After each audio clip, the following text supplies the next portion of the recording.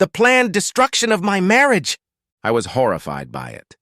If she was a part of what this family came up with, I'm going to be a single dad. My name is Nick. I have a story that's hard to believe. Without realizing it, I married a woman from a family of freaks. I love my wife with all my heart, but not unconditionally. I think that whenever someone says they love their spouse unconditionally, they haven't thought through all the conditions that may arise. I was sitting at my mother-in-law's dining room table having the most incredible conversation ever. I was feeling pretty bad. When a problem arises, I have a knack for quickly assessing it and coming up with all possible solutions. Of course, all solutions are not necessarily pleasant for everyone involved. Some solutions to this problem seem very unpleasant to me. As I said, they might make me a single dad. I thought I was married to the perfect woman. I'm about to find out if I'm right. My wife wasn't at our little meeting. She'll be here soon, and that's when everything will be decided one way or another. I sat there with my father-in-law, my mother-in-law, my sister-in-law, and her asshole of a husband. Yes, technically that makes him my brother-in-law, but I'd rather not admit that. My wife Isabel, or Izzy, and I have been married for 6 years. We were both in our 20s when we got married. We met at a company we both worked for. We hit it off right away and were married a year later. We finish each other's sentences. We finish each other's thoughts. We think alike politically, socially, and morally. The last one, morality, has to be tested. Isabel has an older sister, Gabriella. Gabriella was a wonderful woman and almost as perfect as Isabella. In my opinion, Gabby only had a couple flaws. One, she was madly in love with her husband, Jan, the aforementioned asshole. And two, she is a bit frivolous and submissive to her parents and husband. She tries to please everyone, and it often backfires. Izzy also had a younger sister, Elizabeth. Lizzie was 18 years old and stunningly beautiful. A senior in high school, she was going to college on the West Coast next fall. Ian was a Scottish immigrant. That didn't make him a bad guy. Some of my best friends are immigrants. What made him a bad guy was his idiotic attitude. He's always the most knowledgeable in the room. He's an expert on everything that's discussed, and he's the best at everything, and it's all a result of his Scottish heritage. Personally, I think Ian has a huge inferiority complex. It's hard to believe he has such a bad attitude for no reason, or he's just an asshole. When we first met, he immediately started proving how superior he was. He would get carelessly drunk to prove he was a better drinker. Gabby and Ian have been married for about 4 years now. I know they've been trying to make a baby for about 2 years, but it hasn't happened yet. That's one thing I won't bust his balls about. I have been blessed with 2 sons so far, and I know how devastated I would be to find out I couldn't have children. Even though I'm disgusted with the guy, my in-laws like him, and I don't want to upset them too much. Izzy's parents are Diego and Susan. Very nice people, but a little weird. I know they love me and love their grandchildren to death. They keep hinting that we should have more. Okay. Their hints are more like, when are you two going to give us more grandchildren? That's pretty much all you need to know about family when it comes to our problem. Susan called us at home in the morning and asked us to arrive at noon, without the kids if possible. That in itself was shocking. Hey, Nick. What's up, honey? I'm in my office. My mom just called. She wants to know if we can come over at noon. She's coming over. That's what's weird. She doesn't want us to bring the kids, she said as she walked into the office. That's weird. No problem. I'll call Jim and Linda and ask if they can watch them for a few hours. They won't mind. Okay, but I told Melissa I'm going shopping with her before her sister's wedding, so I'm going to be a little late. Do you mind? No problem. Okay, honey, I'm leaving in a few minutes. I'll see you there. Okay, have fun. Take your time. It was 10:30, so I called Jim and arranged to drop the kids off at 11:30 and then leave. My kids are 5 and 4. And Jim's kids are 6 and 4. The 4 get along great, so we trade them back and forth all the time when one of us needs it. At 3 minutes to 12, I pulled up to my mother-in-law's house. When I walked in, the other four were sitting around the dining room table talking quietly. Lizzie wasn't there. "Hey, Nick," Diego said. "Have a seat." I sat at the far end of the table, Diego at the other end, Susan to my left, next to Diego, Ian to Diego's left, across from Susan, and Gabby next to Ian, immediately to the right. To my left was an empty seat where Izzy usually sat. "It looks pretty ominous," I said. "I hope everything's okay." "Yes and no, Nick," Diego replied. "No one is dying, but what we need to discuss is certainly extremely important." "Wow, why don't we wait for Izzy? I could call her and ask her to come over right away. She's out shopping with a friend." Susan said, "No, Nick, it's fine. I know how Izzy feels about it. Maybe it's better to talk to you about it first." I didn't like being set up by Isabel. "Wait, did Izzy know about this? Did she know that you just wanted me here and not her?" "No," Susan replied quickly. "But I know my daughter and the way she thinks, so it's more important that we talk to you." Ian looked smug. He had a very annoying smirk on his face. He obviously knew something I didn't and knew I wouldn't like it. Gabby looked very worried. She was pale and had her hands on her chest as if she was freezing. "Nick," Susan began, "we have a problem. We, as a family, can solve this problem. We would like your consent before we do that." There was silence for about 10 seconds. "Okay," I said. "What's the problem? Maybe I can help with a solution." "You can certainly be part of the solution," Diego said. "Well, Izzy will indeed solve the problem, but you'll be an integral part of it too." "Okay, how about we stop beating around the bush? What's the problem?" "Nick," Susan began. "Gabriella heard back from her fertility specialist a few days ago. She can't have children. She can't have children of her own, and she can't carry a baby to term." Gabby sobbed softly and wrapped her arms more tightly around herself. "Gabby, I'm so sorry to hear that. I know how you were hoping for children, but there are other options. You guys can always adopt." Susan cut me off. "We know about those options, Nick. We already have a solution." "That's great, Mom. I'm glad to hear that. If you already have a solution, what's the problem?" "Nick," Diego said, "you know about Ian's background. He is the last man of his kind. It is important that he can father a son with his lineage to continue the family tree and the family name." "Of course, Dad, I've heard that. But I don't know what you think I can do to help." "For Gabby's sake." I tried to keep a serious face. I really didn't care about Ian's pedigree. I thought maybe his bloodline should die out, just in case his jerkiness is hereditary. "Well, Nick, we all realize how important this is to Ian and his clan in Scotland, so we know the answer to this problem. The only question is how best to achieve it." "Well," I replied, "I would say that perhaps Ian should consider finding a surrogate mother to have his child with." It didn't seem that difficult to me, simple as that. Susan looked at me with a shocked expression on her face. "Nick, are you suggesting that our next grandchild should be a test tube baby?" "You told me Ian had a problem. I just gave you the solution.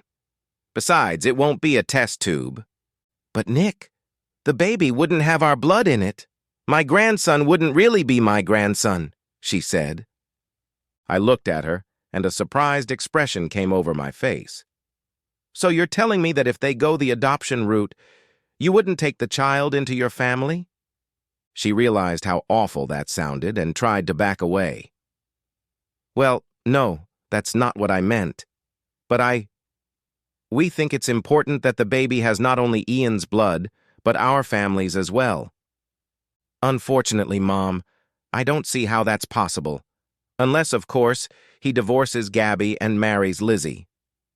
"No, Nick, there is a way. It's Izzy who can solve the problem." "Well," I replied, "I'll have to talk to Izzy, but I think she could donate an egg for fertilization and then put it into a surrogate." "No, Nick, that's too clinical and impersonal. A baby needs to be created with love." Well, there are no other options, I said. Susan was the only one talking. Everyone else was staring at the table. Nick, Isabel can give them the baby they need. She's in the family, so our blood will be in the baby. She'll do it for her sister and her husband. Susan, I replied, not using the word mom. Just to be clear, are you suggesting that Izzy and Ian have a baby together? Nick, that makes sense. A baby. At this point, I started laughing out loud. I laughed so hard they all stared at me. There was no way my wife was having a baby with Ian.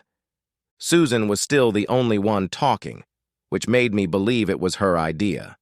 Nick, this isn't funny. Jan has to continue his lineage and family name, and we want our blood in the baby. Since Gabby can't have children of her own, she'll still raise a child of her blood. We've all discussed this, and it's the only way out. Everybody wins. Susan, you didn't answer my question about who pays the bill. That's not funny. This was getting serious. I already knew I wasn't going to let my wife do this, but I wanted to hear their plan. Well, you have good insurance that will pay for everything. Then I should be listed as the father. Right. Then when the baby's born, you and Isabel will give it up for adoption to Jan and Gabby. I'm sorry, but my wife is not going to undergo in vitro fertilization. She doesn't have to, Nick. The baby will be born through love, as every baby should be. Now I was getting angry. The gloves were off, and I was much less worried about hurting feelings. Wait! You think I'm gonna let this asshole make love to my wife? Nick! You don't have to be so vulgar! Stop it, Susan. Don't get on some high horse. You're talking about pandering to my wife. How about pimping Lizzie instead? That wouldn't work. There'd be too many questions about the pregnancy, and it would interfere with college. Well, I'm glad to see you've given it some thought. What do I do while he is making love to my wife? Do I stay home, make her a bath, and rub her belly in the evening? Is there some Scottish ritual I should perform after he sleeps with her to make sure she gets pregnant? Will I be able to make love to Gabby while he makes love to Izzy? When Izzy is at the stage where sex is impossible, will I be able to continue sleeping with Gabby, or maybe you, Susan? What about you? Are you in on the deal? Do I get a line on you? What do you think, Diego? You're awfully quiet around here. Look, Nick, I don't like this any more than you do. I'll allow myself to disagree, Diego. No more mom and dad for me. I'm pretty sure no one here likes it less than I do. I notice that none of you are answering any of my questions. It was Gabby who spoke for the first time. She spoke very quietly, and tears were slowly streaming down her face. Nick, it wasn't my idea, but I will do anything to give Ian the son he needs. I don't want him to sleep with Izzy either, but if he does, I'll do anything to make it possible. If you need me to sleep with you... Ian has finally regained his speech. No way. There's no way he's having sex with my wife. What's up, buddy? Do you want to trade? This isn't about a trade. This is about the miracle of childbirth and the continuation of my clan's name. You have no reason to make love to Gabby. Don't worry, buddy, we're not gonna make love. I plan on being rough with her. Maybe if I'm rough enough, she'll get pregnant with my baby. My sarcastic nature was breaking through. These people planned the destruction of my marriage. I was coming out with a bang. Nick, please stop. This isn't helping. Gabby is bad enough as it is, Susan said. Gabby is the only one in this room I sympathize with. You people are willing to destroy my marriage to give this asshole a son? What, makes her marriage more important than her sister's? You people are sick. I swear to God, I will tell everyone I see about your crazy plan. I will post it on every social media page I can find, in every building, every store, church. Call it what you will. Maybe you people could make a business out of it. Ready to mix up our daughters for a just cause. I can't believe Izzy thought I would be okay with this. She knows how I feel about... Wait, is Izzy involved in this? Does she know? Izzy knows how important it is for Gabby to give Ian a son. I know she would agree with that 100%. Our family sticks together.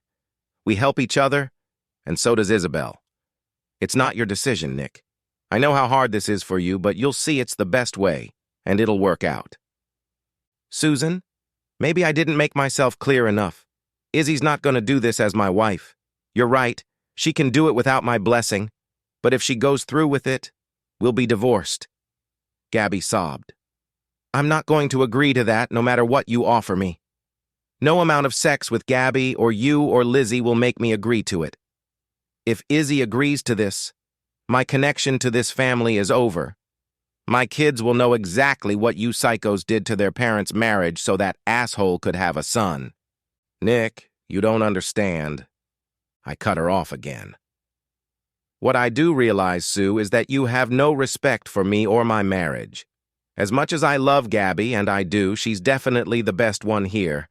I will not sacrifice my marriage so her husband can have a son with her blood flowing in him by proxy. When Izzy gets here, and she will soon, just remember that you are asking her to destroy her marriage for the vanity of her brother-in-law. A real man would not make the kind of demands on his wife that Ian is making. I think if that asshole really loved his wife as much as he says he does, he would never even consider destroying her sister's marriage. Hey, the asshole said. It wasn't my idea. I just want a son. It was her idea. He nodded at Susan. To do it this way. Look at your wife, you trash instead of brains. She looks like she's okay with it. You can say no to that. At that moment, the front door opened, and Izzy walked in. There was silence in the room. Gabby was sobbing softly. Diego was staring at the table. Susan looked a little angry that things weren't going as planned, and the asshole was glaring at my wife. My wife immediately went over to Gabby and started hugging her. Gabby, what's the matter? Are you okay? She looked around the room, then stopped at me. Nick, what's going on? Is everything okay? What happened to my sister?